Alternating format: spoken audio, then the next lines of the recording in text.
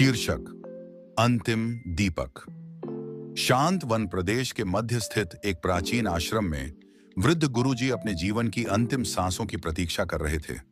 उनका शरीर क्षीण हो चला था, लेकिन उनकी आंखों में अब भी वैसा ही तेज था जैसा वर्षों पहले था, जब उन्होंने जीवन के रहस्यों को जानने की यात्रा आरंभ की थी। सुबह की कोमल रोशनी जैसे ही पेड़ों की शाखाओं से छनकर आश्रम में आई, गुरुजी ने अपनी आंखें धीरे से खोली। उन्होंने अपने 3 प्रमुख शिष्यों को अपने पास बुलाया। सभी शिष्य भावुक थे। वे जानते थे कि यह उनके प्रिय गुरु का अंतिम संदेश हो सकता है। गुरुजी ने सामने रखा एक पुराना तेल का दीपक उठाया। यह दीपक, उन्होंने शांत स्वर में कहा, जीवन के ज्ञान का प्रतीक है।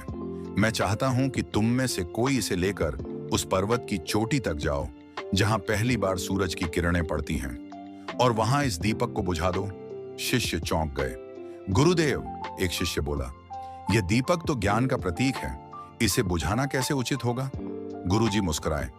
पुत्र, उन्होंने कहा, सच्चा ज्ञान वह है जो प्रतीकों से परे हो। जब तक तुम इस दीपक को ज्ञान मानते रहोगे, तुम उससे बंधे रहोगे, लेकिन जब तुम इसे बुझा सकोगे, तब भीतर की रोशनी स्वयं जल उठेगी।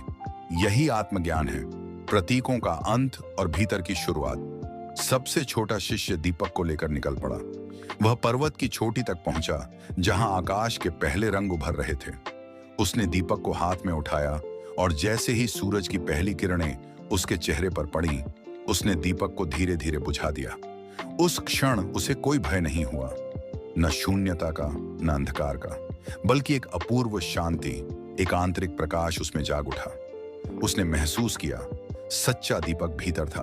जब वह लौटा, गुरुजी ने मुस्कुराकर आंखें मूंद लीं, जैसे उनका उद्देश्य पूर्ण हो चुका हो। संदेश: ज्ञान वह नहीं जो बाहरी प्रतीकों में कैद हो, बल्कि वह जो भीतर से उदित हो। दीपक बुझ सकता है, लेकिन आत्मा की लौ अमर है।